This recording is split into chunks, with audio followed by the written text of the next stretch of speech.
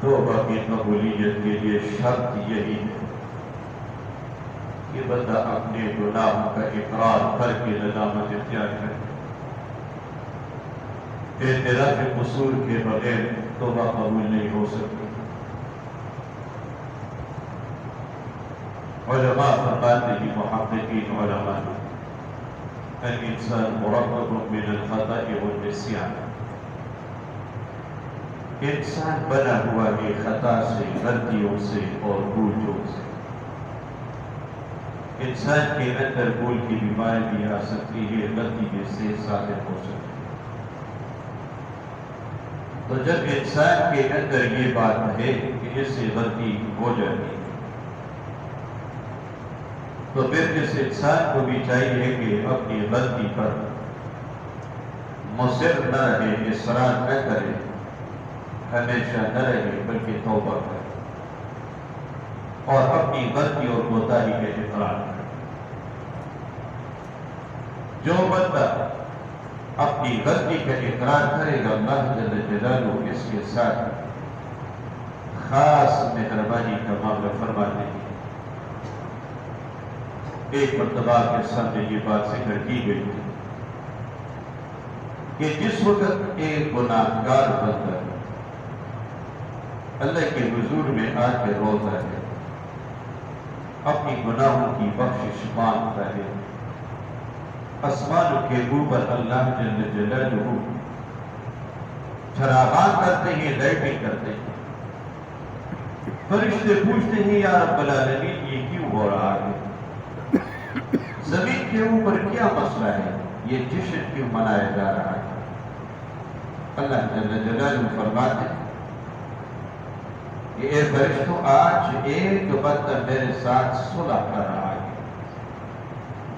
دنیا کے اندر ہم دیکھتے رہتے ہیں، دو فریقین کے درمیان جب صلح ہو رہی ہو تو ادھر لوگ کھانا بھی پکاتے ہیں، خوشی کے آثار ادھر نظر آتے ہیں، کیونکہ فریقین کے درمیان میں صلح کا مسئلہ چل رہا ہے۔ پھر رب العالمین کے ساتھ جب ایک بندے کی صلح ہو رہی ہے تو اللہ جل جلالہ چراغاں کرتے ہیں۔ اب ایک عجیب طرف آتی ہے کہ صلح کر رہا کہ بندہ اللہ کے ساتھ، اور اسی طرح خوشی کا انداز بھی آسمانوں کے اوپر چل رہا ہے۔ چاہیے تو یہ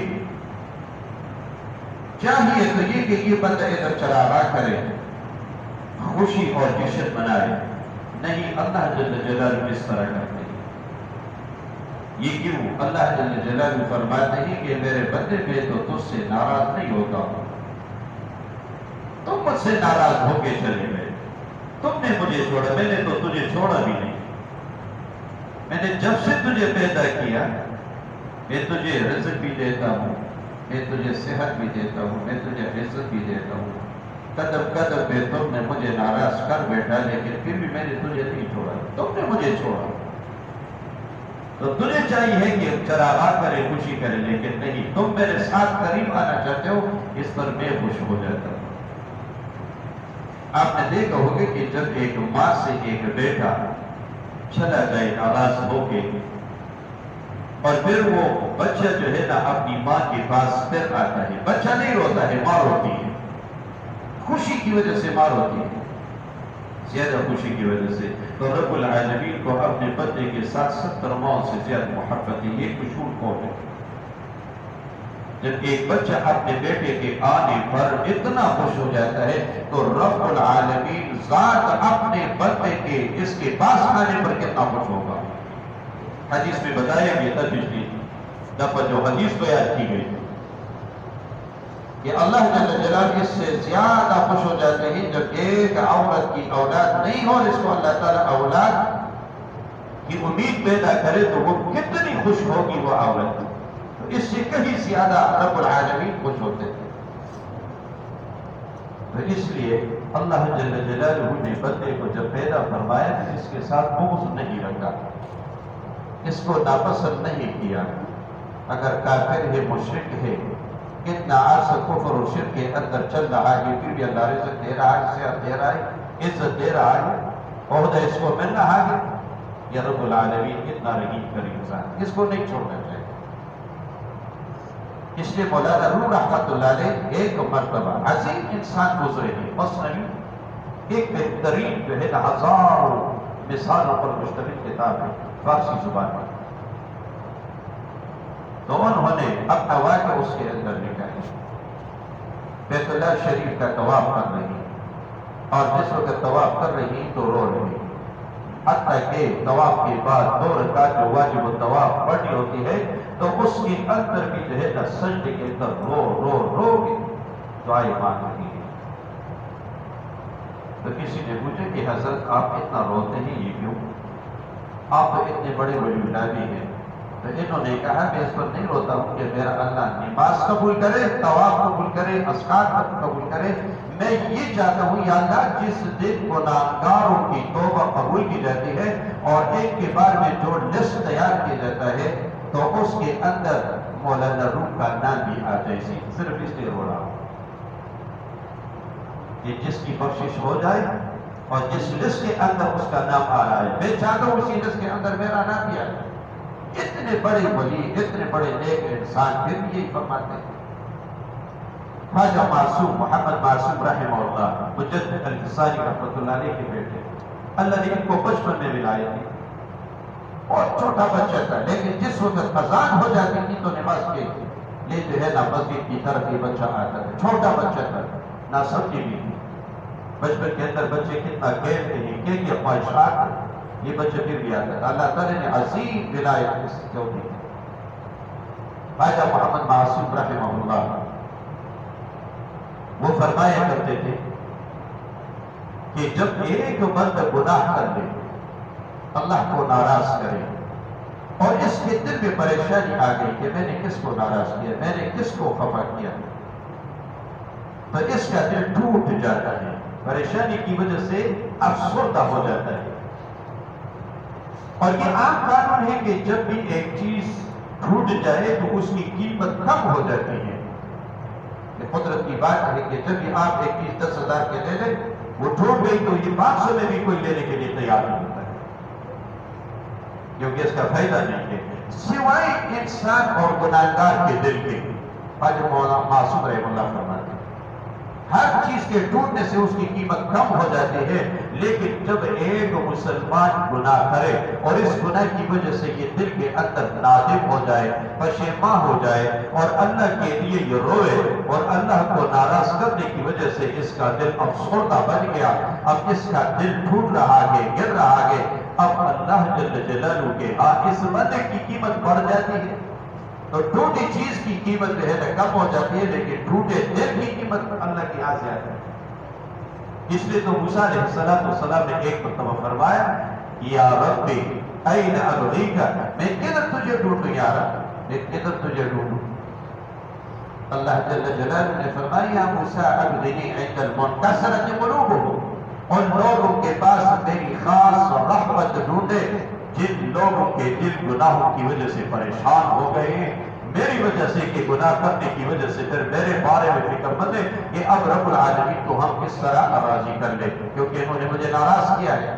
ایسے ٹوٹے دلوں کے پاس میں ہوتا ہوں، یعنی ادھر میری خاص رحمت آتی ہے۔ تو اللہ کے ہاں ایسے دلوں کی بڑی قیمت ہے۔ اس لیے تو قرآن پاک پڑھا ہوا ہے کہ جو بندہ اپنے قصور، اپنی غلطی کا اعتراف کرے گا، اللہ جل جلالہ نے یہ فرمایا ہے، گویا کہ زبان حال سے یہ فرماتے ہیں کہ یہ پیغمبروں کا شیوا ہے، طریقہ ہے۔ حضرت آدم علیہ السلام جس وقت جنت کے اندر چلے گئے، اب جنت کے اندر جانے کے بعد ان پر آزمائش آ گئی۔ اللہ کو منظور ایسا ہی تھا کہ ان کو جنت کی سیر کرا کے پھر اس کو نکالوں گا، کوئی ذریعہ بناؤں گا، لیکن آدم علیہ السلام کو یہ بتایا گیا کہ فلاں درخت سے پھل نہیں کھانا ہے۔ اب انہوں نے اپنے خیال کے اندر، ہم اپنی زبان میں اس کو اجتہادی بندی کہتے ہیں، پیغمبر سے گناہ نہیں ہو سکتا ہے لیکن غلطی ہو سکتی ہے اجتہادی۔ غلطی کا مطلب یہ ہے کہ اس کے خیال میں یا اس کی سوچ میں، اس کے دل اور دماغ میں یہ بات نہیں ہے کہ میں یہ نافرمانی کر رہا ہوں، لیکن خیال اور سوچ میں غلطی آ گئی لہذا نقصان مل گیا۔ آدم علیہ السلام نے یہ سمجھا کہ اللہ تعالیٰ نے مجھے اس کونے کے اندر جو درخت ہے اس سے منع فرمائے، کیونکہ اللہ تعالیٰ نے اشارہ اس طرف کیا ہے وہی درخت دوسرے کونے کے اندر ہے، اگر میں اس سے کھاؤں تو کچھ نہیں ہوگا، ممنوع نہیں ہے۔ لہٰذا اللہ جل جلالہ نے گوئے کہ اس طرف سے منع کیا، اس طرف سے نہیں، اپنے خیال کے اندر وہ غلط ہو گئے، ادھر سے جو ہے نہ کچھ کھایا۔ جب کھایا تو اللہ تعالیٰ کی طرف سے سختی آ گئی، جنت کی لباس اتارا گیا۔ اب آگے سے اللہ تعالیٰ نے یہ فرمایا کہ اے آدم علیہ السلام، میں نے آپ کو منع کیا تھا، پھر بھی آپ نے یہ کام کیوں کیا؟ اتنے ممنوع حکم کے بعد پھر بھی آپ نے اس کے کام کیا۔ انہوں نے فرمایا ربنا ظلمنا انفسنا، یا اللہ غلطی ہو گئی، قصور کا اعتراف کیا، اپنی غلطی کا اعتراف کیا، یا اللہ مجھ سے غلطی ہو گئی، اب میں پشیمان ہوں، میں کیا کروں؟ ربنا ظلمنا انفسنا، اپنی پشیمانی اور اپنی غلطی پہلے ذکر کی، یا اللہ غلطی ہو گئی، وَإِن لَمْ تَغْفِرْ لَنَا وَتَرْحَمْنَا، لیکن میرا کوئی اور در بھی نہیں ہے کہ میں ادھر جاؤں، میرا در بھی صرف تیرا در ہے، میں تیرے در پہ آگے کھڑا ہوتا ہوں اور یہ کہتا ہوں کہ وَإِن لَمْ تَغْفِرْ لَنَا وَتَرْحَمْنَا لَنَكُونَنَّ مِنَ الْخَاسِرِينَ، یا اللہ اگر تم نے میری لیے غلطی معاف نہیں کی، تیرا کچھ بھی نہیں ہوگا، میرا جو ہے نا بیڑا غرق ہو جائے گا، میرا سب کچھ بگڑ جائے گا، اگر تو نے مجھے معاف کر دیا تو تیرے خزانے میں کمی نہیں آئے گی، اکن من الخاسرین لا اکونن من الخاسرین، میں نقصان اٹھاؤں گا، آپ کو کیا ملے گا؟ تیری خدائی پر اثر نہیں پڑتا، یا اللہ مجھے معاف کرے۔ اللہ تعالیٰ نے فرمایا کہ میں نے تجھے معاف کر دیا۔ تو اعتراف قصور یہ پیغمبری صفت ہے، انبیاء علیہ السلام کی صفت ہے۔ حضرت نوح علیہ السلام آتے ہیں، قرآن گواہ ہے، قرآن کے اندر یہ مسئلہ ہے۔ نوح علیہ السلام کی قوم جس وقت غرق ہو رہی تھی تو اس کے اندر ان کا بیٹا کنعان بھی غرق ہو رہا تھا۔ اللہ جل جلالہ نے فرمایا کہ اپنے ایمان والے ساتھیوں کو، اہل کو اس کشتی کے اندر سوار کریں۔ انہوں نے فرمایا یا رب العالمین صحیح ہے، تو انہوں نے اپنے بیٹے کو بھی کہا تم بھی آ جاؤ، یا بنی ارکب معنا، اس کشتی کے اندر آ جاؤ۔ اس نے آگے سے ہٹدرمی کا اظہار کیا، تکبری کا اظہار کیا کہ میں نہیں آنا چاہتا۔ آخرکار وحال بینہم الموج، اللہ جل جلالہ کی قدرت تھی، دونوں کے درمیان موج آ گئی، فکان من المغرقین، غرق ہو گیا۔ آگے سے نوح علیہ السلام نے فرمایا اے میرے رب، اتنا ابنی من اہلی وَإِنَّ وَعْدَكَ الْحَقِّ، یا رب العالمین تم نے تو میرے ساتھ وعدہ کیا تھا کہ میں تیرے اہل کو بچاؤں گا غرق ہونے سے، یہ بیٹا تو میرا اہل کا۔ اللہ تعالیٰ نے فرمایا اِنَّهُ لَيْسَ مِنْ أَهْلِكَ إِنَّهُ عَمَلٌ غَيْرُ صَالِحٍ